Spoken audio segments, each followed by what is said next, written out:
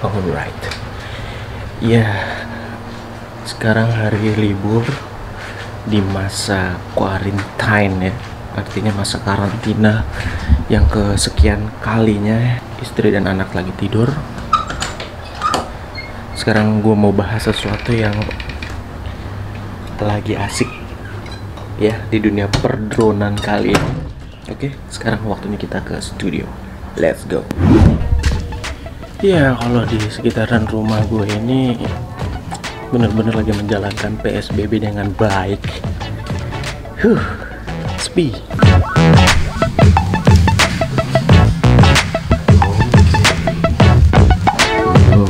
Tekan. Inovasi.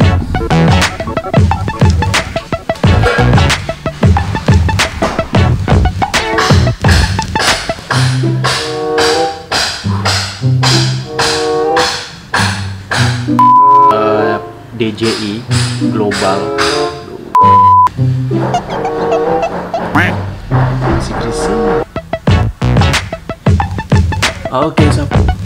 Ya, jadi baru-baru ini pihak DJI sudah meluncurkan produk terbarunya, yaitu berupa drone. Untuk Mavic Air 2 ini spesifikasi dari drone tersebut. Memang gua nggak megang produknya gitu, nggak bisa nge-review secara detail bagaimana bentuknya segala macam, tapi ini dan menurut pandangan gue, apakah layak atau tidak sih Mavic Air 2 ini? Apakah kita perlu juga mengupgrade atau enggak?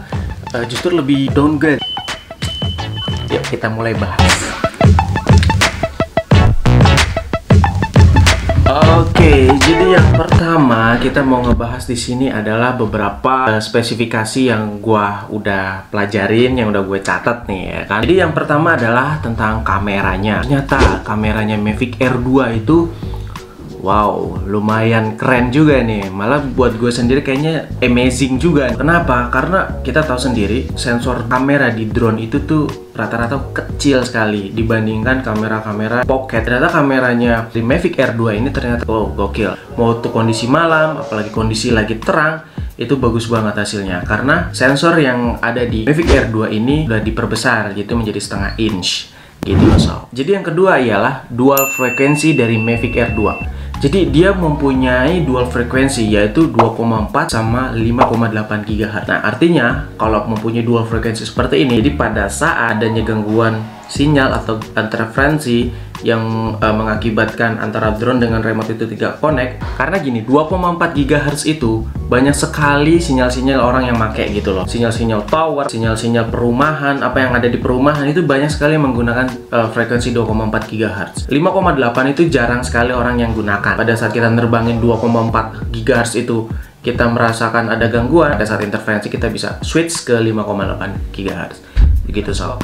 Dan yang ketiga adalah kecepatan maksimum. Kecepatan maksimum dari Mavic Air 2 ini adalah 68,4 km per jam. Cepat juga ini ternyata. Selain cepat dari Mavic Air 2 ini, ternyata Mavic Air 2 ini kuat menahan angin. Dia bisa nahan kekuatan angin sampai 37,8 km per jam. Gile bener. Misalkan kalian lagi ke pantai atau ke gunung, kalian ukur tuh kecepatan angin di daerah tersebut itu berapa. Di bawah 37,8 km per jam kalian bisa bebas nerbangin karena dia akan tahan. Oke. Dan yang keempat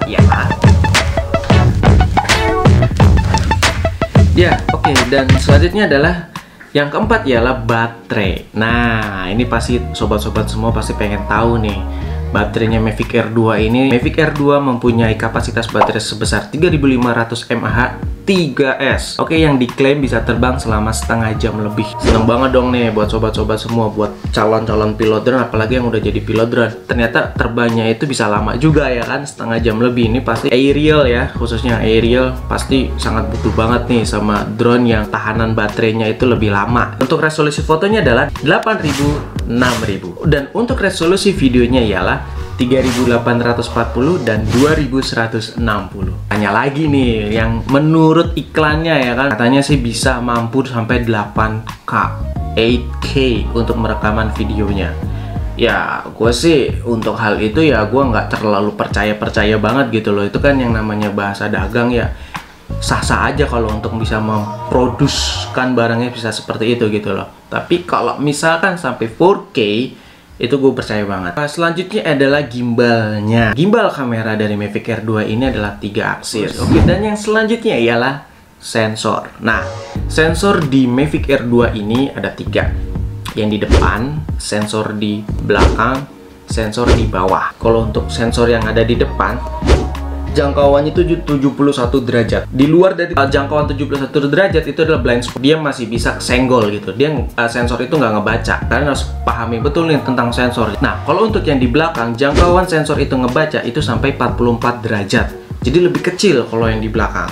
Nah, ini yang kalau yang di bawah. Uniknya di Mavic Air 2 ini kok ternyata sama kayak Spark. Dia nggak punya sensor ultrasonic gitu. Dia hanya mengandalkan dual infrared. Keadaan malam, minim cahaya. Kalau drone tersebut tidak ngelock GPS, ya sensor bawahnya itu terlalu bekerja maksimal untuk mempertahankan ketinggiannya. Itu jadi agak rada-rada kacau gitu loh. Beda kalau yang ada sensor ultrasoniknya. Dia itu kalau pada saat kalau minim cahaya itu akan berganti menjadi ke sensor ultrasonik yang bekerja gitu. Atau enggak dia membantu ultrasonik tersebut untuk menjaga ketinggian dari drone tersebut. Jadi altitude dari drone tersebut tidak kacau, tetap stabil untuk terbangnya. Gitu sob. Oke sob, jadi itu dia tadi mengenai spesifikasi dari si Mavic Air 2 ini. Sekarang kita mau membahas masalah harganya dari drone tersebut. Drone tersebut dihargai sebesar $800. Ya oke, jadi kalau ditanya nih apakah rekomendasi atau enggak sih, ataukah layak dibeli atau enggak sih ini si Mavic Air 2 ini, ya menurut gue pribadi apa yang udah gue terangin tadi sangat layak dibeli. Sangat layak dibeli, oke? Nah, kenapa sih gue bilang sangat layak dibeli? Dengan harganya yang $800 dan juga spesifikasi yang udah ada dan fitur-fitur yang udah ditawarkan oleh si Mavic Air 2 ini, itu sangat sepadan. Ya, nah itu menurut pandangan kasar gue sendiri ya kan. Artinya gue belum mereview barangnya secara langsung. Pandangan gue pribadi kan sebagai user DJI. Oke, jadi sekian aja dulu video vlog singkat gue kali ini membahas tentang Mavic Air 2. Semoga informasi ini bermanfaat buat kalian semua. Semoga bisa memberikan informasi yang kalian butuhkan. Tetap stay at home, diam aja di rumah, dan stay healthy. So bye bye, see you next time. Ciao.